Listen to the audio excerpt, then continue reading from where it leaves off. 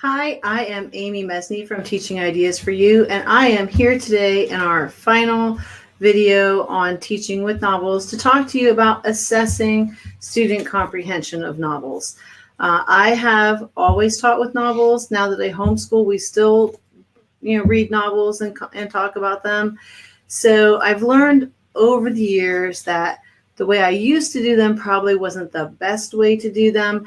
And so I want to talk to you about how you can assess student comprehension of novels while not having to grade 4 million things yourself, and also while not making it such a chore that the kids end up not liking reading. So let's go ahead and get started and talking about what can you do that makes it easier for you to assess what you need to assess and also still allow all of you to enjoy the book. So number one, the very first thing that you need to do before you pick a book, before you start planning the book, before you do anything, is to determine the purpose. Why are you reading this book? What is it that you want the kids to be able to do or get out of this book? Are you reading it to support a skill that you've already taught? Are you trying to increase students' love of reading? Are you going to organize them by reading level? So you need a book within a certain reading level. Or are you looking at student interests? And so you're trying to pick a variety of books so that different kids can pick which book they like better. There's a lot of reasons and ways that you would have a reading unit and how you would organize it. And those are things that you should decide before you get too far into the assessment. Now, look at your novel activities. My advice to you, start with the end in mind. If you've ever done planning by design, I think it's really brilliant. It's the best way, really, to start planning a unit. If you've ever planned a thematic unit or you've planned a unit out, you need to really figure out what is it that you want the kids to do at the end so that you know how to support them throughout the unit. If they have to create some sort of video on ancient Greece, then you need to be teaching them not only about ancient Greece, but also how to make the video. So that's what you want to do with the book. Like, you want to say to yourself, what is it that kids should be able to do? Should they be able to make a plot line, an arc of the story? Should they be able to explain how events affect characters? Should they be able to talk about how characters interact with each other and how the narrator affects what the story tells? Think about all these things. What is your overall goal? What standard or standards are you trying to hit? And then what are you going to be asking kids to achieve at the end? So know that first, and then you plan the activities to support that goal. Then you'll know, I need to do this. I need to be assessing this to know that they're understanding it. And then you can also spiral in previously taught skills. That way you're, teaching, reteaching, or, reminding kids of what they've learned before so that they don't, forget it. Also, introduce new vocab. A big part of reading is trying to help kids expand their vocab. A lot of kids today, I find, do not have really strong vocabularies. So these are things that I always try and work in. Now, assess, don't drill. Don't drill and kill, basically. So think about all the different ways that you can assess. Be mindful of how long this is going to take. If you are a very good reader, and you have always been a good reader, because this was kind of my issue, don't look at 10 questions and say, I can answer that in a half hour. Because honestly, very few of your kids are going to take that half hour. A lot of them are going to take more like 2 hours or a lot longer. So you really need to be mindful of making your workload accessible to all students in your class.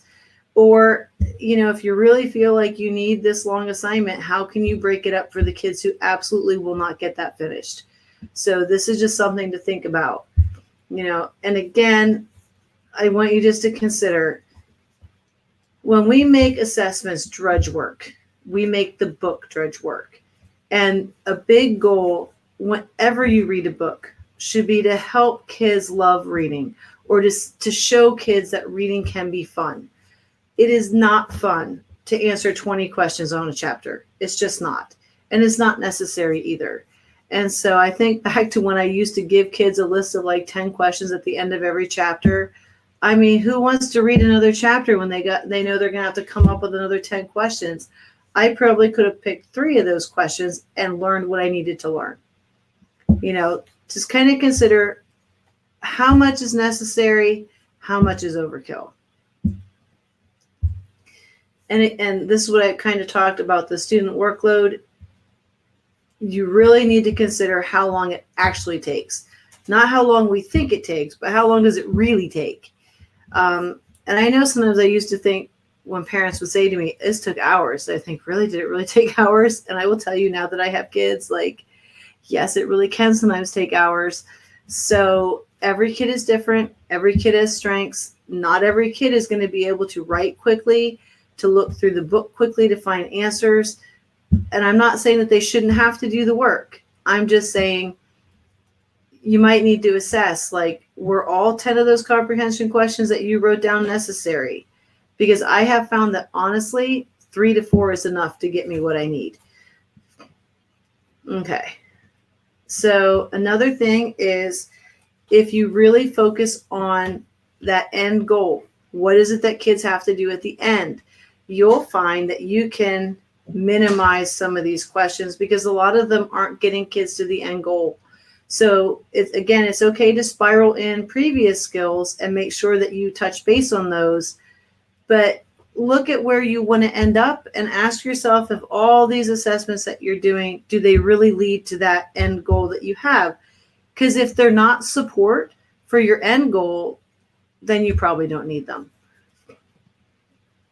So let's talk about grading. Okay. I know when I went through teaching, student teaching, it was like you had to grade every single thing the kids ever touched. That's ridiculous. You don't have to do that. And in fact, it's not even beneficial for kids, because really you have that end goal. You have that they're supposed to do at the end, that assessment. Well, if they could already do that and be doing well on it throughout the unit, then it shouldn't be your end goal. So for us to be grading every little practice piece they had is kind of silly, because the end goal is that we're giving them this practice to do well on the end goal. If you put it in sports terms, it's like saying, well, I don't know how to pole vault, but I'm going to get scored on every jump I ever do. Doesn't make sense, right? Like, you're going to practice, and then you're going to go to the meet and see how you do.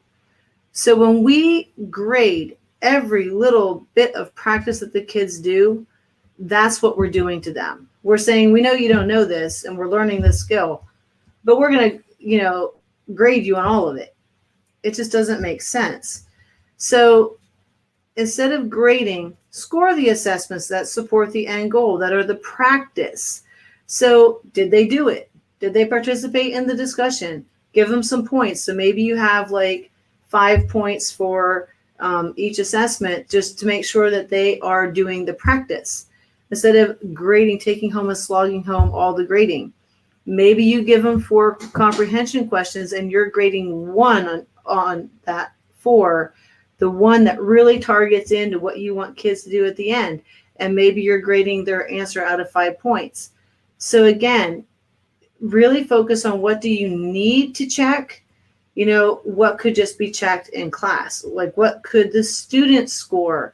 Because students should be self-analyzing their work. They should be self-assessing.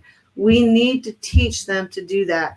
When they get to be adults and they don't know how to write a check or pay their bills on time, they need to go, gosh, I don't know how to do this. If we don't ever allow students to take that ownership of knowing they don't know something, then they're going to fail as adults too. This is something we have to do. Some things they need to assess and go, oh, I didn't know that. Or if they're in a small group discussion, they can have the bells go off that their friend realized something that they didn't.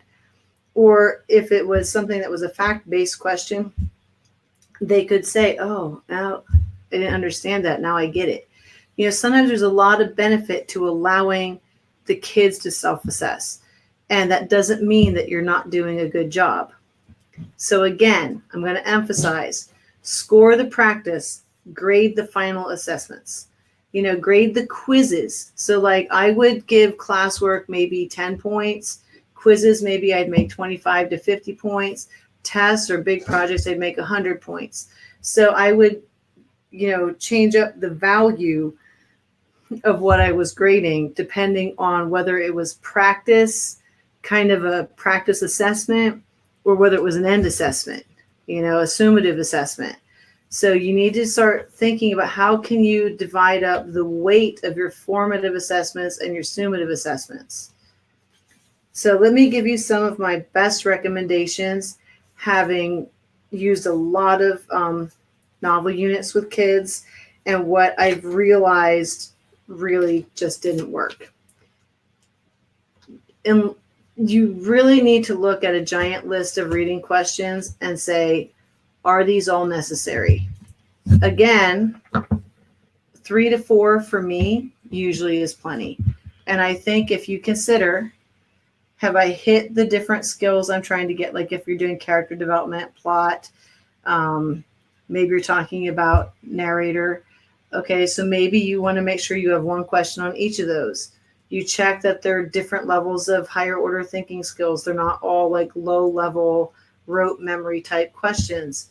You don't need to have 10 in a chapter that's 20 questions. To come up with 10 meaningful questions is actually kind of hard.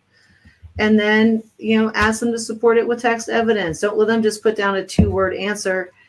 So think about that. If they're writing a 2-sentence, 3-sentence answer that they had to go back in the chapter and really find the evidence for, it takes a lot of time.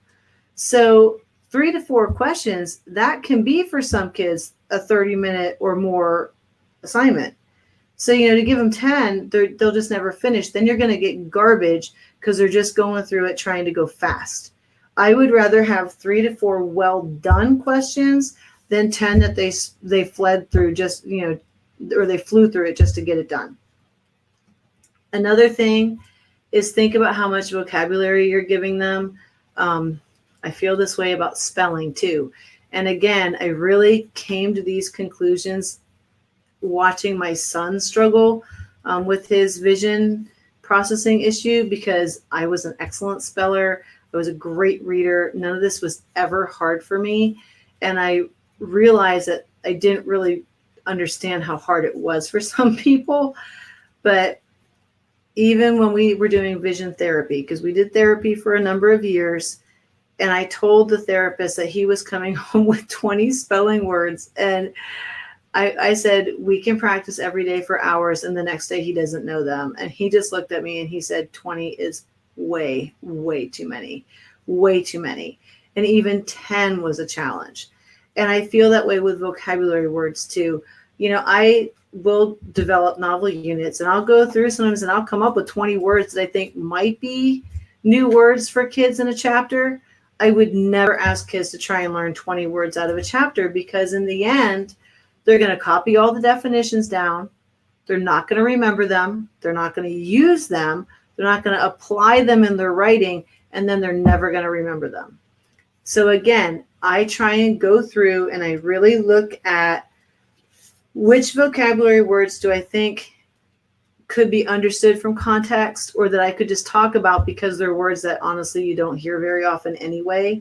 Which words are words that they see maybe frequently in the book, or that they're words that we actually say quite often that they should know. And I'll narrow my list down. And I try and keep it under 10, but I never go over 10 really, unless I absolutely somehow can't figure out how to get under 10. Because at 10, you can make activities. You can have them apply those words in their journals. You can tell them they have to use the vocabulary word when they're talking about the book. But when you start to get more than 10, it gets to be very overwhelming.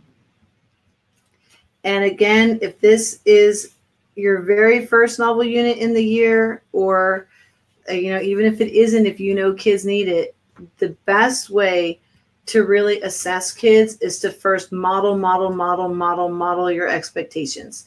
So let's go back to text evidence. Again, I didn't grade those first assessments that I asked for text evidence. I would just say to them, text evidence, and I would send them back. I would have kids bring it to me and send it back. And that way I gave them a chance to fix it. I would also show them, like, let's do an answer together. And I would put my own text evidence to give them what I'm looking for. But you have to model your expectations. You never know what they've done in the years past. We assume sometimes that they know how to do things that they don't know how to do. But if you don't really teach them what a good example is, or what text evidence looks like in your classroom, they may not be doing that because they just don't understand what you want. So you need to take the time, model. That is my best advice for you, to make sure that the kids are doing well and they understand what to do. So I hope this was helpful to you. I hope that you got a lot out of this today, and that it helped you to understand how to better assess and how to make that assessment more meaningful in your classroom. If you have missed my previous sessions, I've done 7 other sessions on different topics on using novels in your classroom. I've talked about how to find funding, where to find good books, how to pick a book, how to organize your units. So they are available on YouTube and on my blog. And I hope that you really enjoyed this and that you got a lot out of it. My name is Amy Mesney from Teaching Ideas for You. Please connect with me on Facebook, on Instagram, Pinterest, YouTube, my Pay Teacher store, and even my blog, teachingideasforyou.com. Thank you so much for coming, and I'm glad to have you.